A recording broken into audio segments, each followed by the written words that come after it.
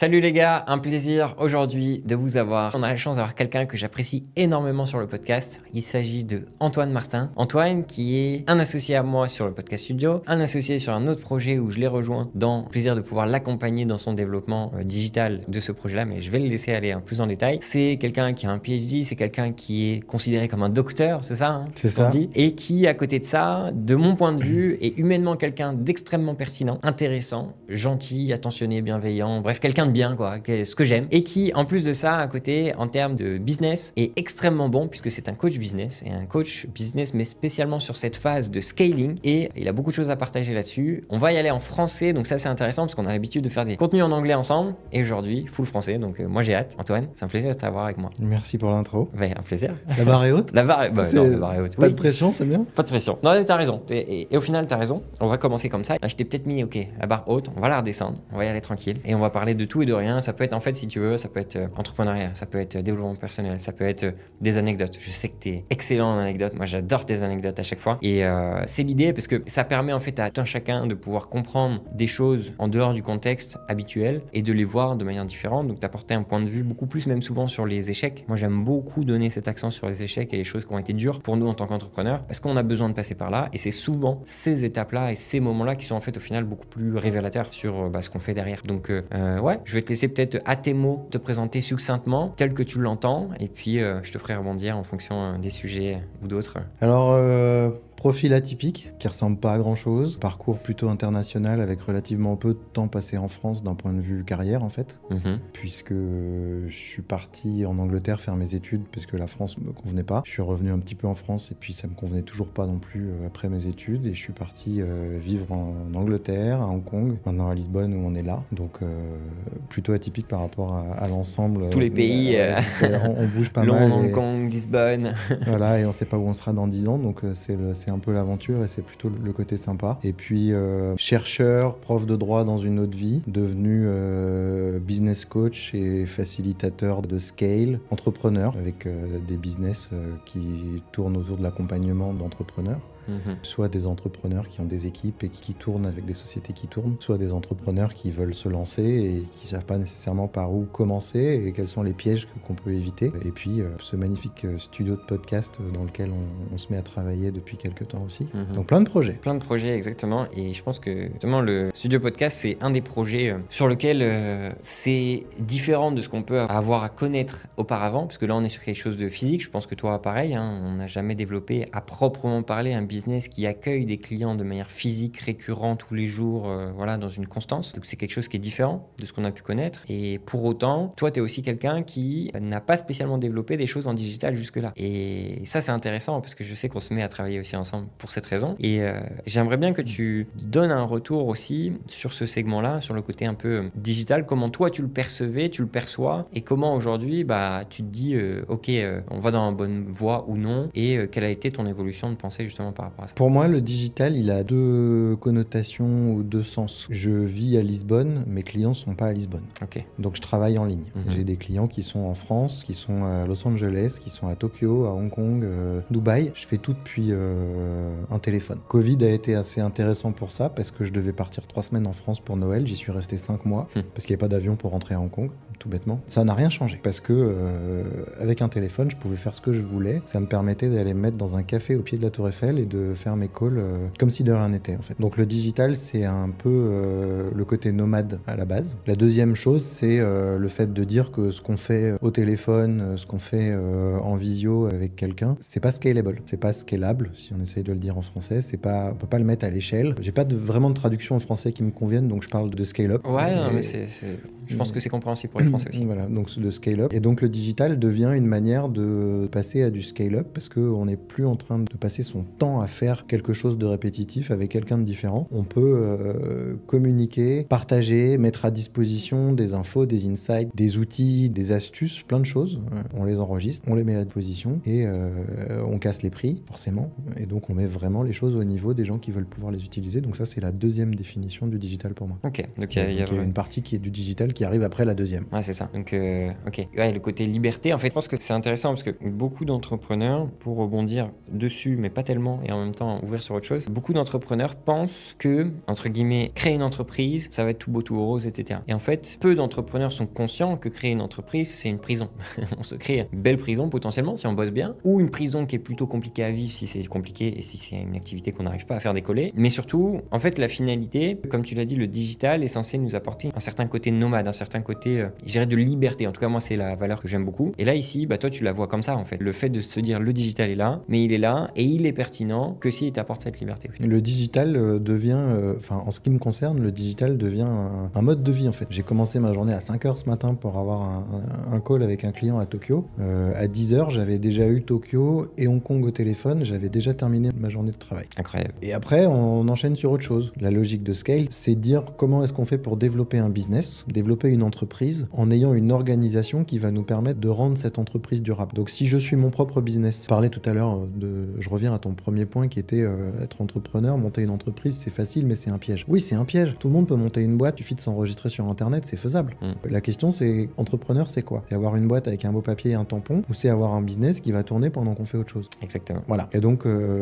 c'est un peu provocateur parce qu'il y a plein de gens qui vont entendre ça en disant non mais moi mon business il tourne pas sans moi mais je suis entrepreneur. Ouais, ok. Mais pour autant, est-ce qu'il n'y a pas matière à réfléchir à comment on peut modifier ce business qui ne tourne pas sans nous pour le faire évoluer de manière à avoir une organisation, un modèle d'affaires, une équipe qui vont pouvoir prendre en charge un certain nombre de choses pour que nous, on puisse s'occuper d'autres choses. La manière dont tu te décrivais, moi j'aime beaucoup, mais tu viens en fait donner des coups de pied au cul aux clients et je pense que c'est ce qui manque maintenant dans le coaching de nos jours. Et toi, tu es vraiment venu sur le marché de manière un peu disruptive en mode les gars, vous connaissez le coaching, bah nous on n'est pas tellement des coachs, on est plus des qui cassent peu cher quoi.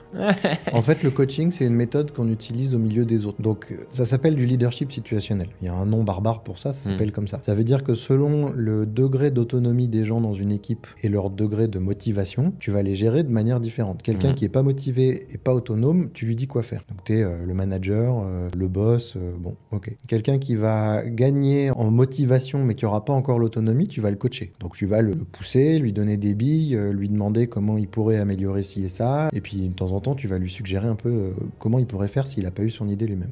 Quand il va avoir gagné à la fois sa motivation et son autonomie, tu vas le mentorer. Donc le coaching, il disparaît. Ça passe à du mentoring. La différence, c'est que le coach va parler à son client, là où le mentor va parler avec son client. Ouais, mais ça prend sens aussi. Et je pense que ce métier de coaching, on le voit encore plus de nos jours. On a un marché où tu as des coachs qui sortent de partout dans des domaines divers et variés, alors qui ont un intérêt, hein, attention, ça veut pas dire qu'ils sont nécessairement nuls, mais qui se disent coach, alors que dans les faits, ils n'ont pas la nature d'apporter la vraie valeur aux gens et font office avec les fameuses questions comme tu présentais avec un exemple très bien donné. En fait, tu remues pas la personne en face et tu l'aides pas réellement en fait dans le fond, de mon point de vue en tout cas. Et c'est vrai qu'on a besoin de personnes qui viennent bousculer. Moi, je sais que les coachings que j'ai fait, c'est des coachings opérationnels. C'est-à-dire que c'était des coachings où en payant une prestation à un gars, le gars était avec moi à côté et on faisait les choses et on avançait. Moi, j'apprenais, je savais faire, je faisais mes erreurs. Il me disait c'est de la merde, corrige et voilà. Mais ça, c'est du training. C'était un coaching. Moi, je considère que c'est du coaching tel que je l'entends, mais c'est un training. Je suis d'accord avec toi. Mais j'utilise le terme coaching parce que pour moi, le coaching devrait ressembler à ça. Ce que tu fais toi aussi aujourd'hui. En fait, ouais, c'est une idée de coach en mode coach d'équipe de rugby à l'américaine. Exactement. Voilà. Quelle est la problématique que tu ressors le plus dans ces sociétés qui veulent justement scaler leur activité? La problématique qui ressort le plus, c'est que les gens ne savent pas communiquer les uns avec les autres. C'est pas qu'ils veulent pas, c'est qu'ils savent pas. Et la raison pour laquelle ils savent pas, c'est que personne leur a appris. Quand on est à l'école, on a une étiquette sur le front. Lui, c'est le calme au fond de la classe. Lui, c'est le bruyant au fond de la classe. Lui, c'est le gentil élève. Lui, c'est le pénible. Lui, c'est le bavard. Lui, c'est le cancre. Il y a toujours un truc. Et les étiquettes sont souvent négatives en fait.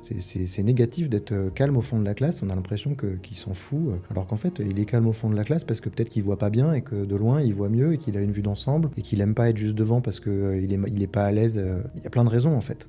Donc si au lieu d'avoir un jugement sur la manière dont les uns et les autres se comportent et de les pointer du doigt, on accepte le fait de dire que chacun se comporte à sa manière et qu'il y a peut-être un intérêt à réfléchir à comment il se comporte pour le comprendre et se mettre à son niveau et adapter notre communication à la sienne, alors on arrive à quelque chose. Et en fait, ça c'est facile à dire quand on connaît, mais la raison pour laquelle je dis ça, c'est qu'en fait, on réfléchit tous et on agit tous avec des manières qui nous sont propres, mais par rapport à des patterns, des tendances qui vont rester communes. Donc quand on peut comprendre quels vont être des gros traits de caractère majeurs de un tel ou un tel, on peut s'adapter. Donc nous, on a des méthodes qu'on utilise qui vont nous permettre de poser des questions très simples à quelqu'un quand on va travailler avec lui pour être en mesure de dire, eh ben voilà, selon les réponses qu'il va faire, typiquement, ses priorités vont être 1, 2, 3. Peut-être que ça sera pas 1, 2, 3, peut-être que ça sera que 1 et 2, ou peut-être que ça sera que 1. Peut-être que quelqu'un va être ultra décisionnel, il veut juste décider, il veut que les autres fassent. Peut-être que quelqu'un va être décisionnel mais très bon communicant. Il veut pas juste que les autres fassent, il veut que les autres comprennent avant de faire. Ce qui n'était pas le cas du premier, il voulait juste que les autres fassent. Il y a des gens qui vont pas du tout vouloir décider, ils vont être très contents de soutenir quelque chose qui est déjà en place. Et il y a des gens qui vont réfléchir en disant moi tout ça je m'en fiche, je veux juste communiquer, créer des relations avec les uns et les autres. Quand on met tous ces gens-là dans la même pièce, ils se comprennent pas, à moins qu'on leur donne les clés. C'est pour ça que quand on va avoir regarde la dernière fois que tu as fait un événement de groupe, un training de groupe, quand le traîneur dit maintenant vous allez travailler là-dessus, t'en as toujours un qui dit est-ce qu'on peut travailler en groupe? Et puis il y en a toujours un qui dit ah non s'il vous plaît laissez-nous travailler seul. Et ben voilà, donc t'as les gens qui vont être introvertis, les gens qui vont être extravertis, ceux qui veulent travailler à plusieurs, ceux qui vont prendre le lead, ceux qui ont besoin de réfléchir d'abord dans leur tête avant de pouvoir parler avec les autres. Donc la communication d'équipe elle est ultra importante. C'est vraiment intéressant. Ça je sais que vous travaillez sur tout type de clients, ça peut être voilà, des multinationales, des banques, des gros groupes, comme des entreprises un peu plus PME, etc. En fonction, j'imagine, donc du coup, évidemment, de la cible, de l'entreprise, tu vas adapter ta pratique. Et quel est l'outil principal dont on pourrait partager là aux personnes qui nous regardent pour améliorer les communications entre personnes? Alors, qui peut être exploité, attention, à une échelle si on a une entreprise qu'on scale, mais qui peut être utilisé aussi par monsieur, même tout le monde, qui peut-être est salarié et peut-être dans son écosystème ne comprend pas pourquoi est-ce que ils n'arrivent pas à communiquer les uns les autres. Qu'est-ce qu'on peut partager là aujourd'hui comme outil qui peut déjà leur aider dans les grandes lignes à comprendre et à se mettre à la place peut-être de l'autre? Il y a un outil que j'aime bien, c'est un jeu que je fais avec des profils très variés. C'est un jeu dans lequel on cherche les angles morts. Donc on se pose, on joue avec des post-it sur une table. Alors la règle, c'est un post-it, un marqueur et un mot par post-it. On se met pas à faire des tirets et des trucs illisibles sur un post-it pour gagner de la place. Le but du post-it, c'est de pouvoir dire, on le voit de loin. Et une info dedans, quoi. Une info, une idée, pas 35 mots, écrit au marqueur en gros. On peut le poser sur le mur et le voir de loin. Comme ça, quand on prend du recul, on voit physiquement. Les angles morts, c'est un jeu qui est intéressant parce que les angles morts, c'est très simple. Tu prends tes mains, tu les mets derrière tes oreilles, tu les vois pas. Non. Tu tournes ta tête, tu les vois toujours pas. Parce qu'elles suivent le mouvement de ta tête. C'est comme dans une voiture. Par contre, les angles morts, dès qu'on les met devant les yeux, on tourne la tête. Si on décide de pas les voir, on les verra pas, c'est sûr. Mais par contre, on peut pas les rater en fait. Ils sont là. Ils sont là. On décide d'en faire ce qu'on veut. Donc il y a un jeu qui vise à dire, si vous voulez avancer dans ce que vous faites, cherchez vos angles morts. Et la meilleure solution, c'est de commencer à parler avec les gens qui sont autour de soi en disant comment tu me perçois. Est-ce que je suis long au démarrage? Est-ce que je suis un casse-pied de première? Est-ce que je suis toujours sur ton dos? Est-ce qu'au contraire, je devrais être plus dans l'anticipation? Est-ce que je communique assez? Qu'est-ce qu'il y a que je fais qui fonctionne? Qu'est-ce qu'il y a qui fait que je fais qui t'énerve, qui ne fonctionne pas? Il faut poser la question. Dès qu'on explique aux gens dans quelle démarche on est, pourquoi on essaye de comprendre les choses, et puis qu'on leur dit parle-moi, explique-moi, et ben les angles morts, on les fait passer petit à petit devant les yeux. Et ils apparaissent. Enfin, en tout cas, leurs collègues ou leurs partenaires ou leurs collaborateurs leur partagent ces fameux angles morts petit à petit. Il y a énormément de sujets que j'ai envie d'aborder. Le temps passe, le temps file. On va devoir s'arrêter là pour cette fois. On refera une session ensemble, Antoine, Allez. parce qu'on a survolé plein de choses, mais on a fait que survoler. En tout cas, j'espère que ce contenu qui a été partagé avec Antoine vous plaît. S'il y a des éléments qui vous ont plus particulièrement que d'autres, mentionnez-les en commentaire. Pareil, l'inverse, s'il y a des éléments que vous ont moins plu, dites-le nous. S'il y a des choses que vous aimeriez voir plus, dites-le nous. Quoi qu'il arrive, vous avez compris, c'est en commentaire. Aussi, likez évidemment, abonnez-vous et on se retrouve très bientôt. Antoine, ça a été un plaisir. À la prochaine. Merci encore. De et même. puis, je te dis à très vite. Salut. Allez, ciao l'équipe.